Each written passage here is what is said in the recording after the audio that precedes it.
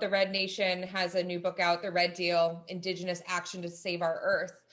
And you can see just how the lens is completely different from, you know, the lens of something like the Green New Deal, and whose voices aren't being heard and who's not being centered within the climate change conversation in the United States.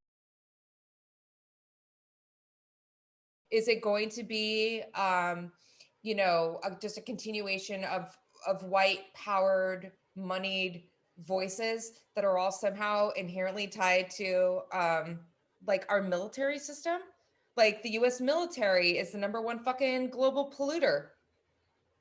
And yet our administration is going to tie everything into like these like military objectives.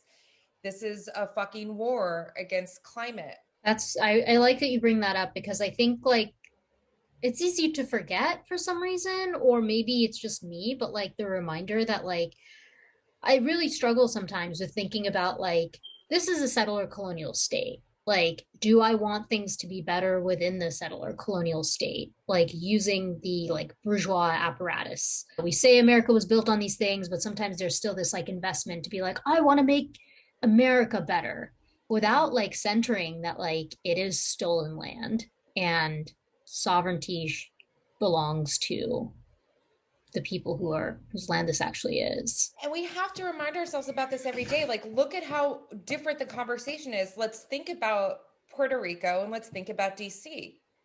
And if you put it in a container of this is like current contemporary settler colonialism, that's very different than saying, let's determine what we think would be best for Puerto Rico and for DC, right?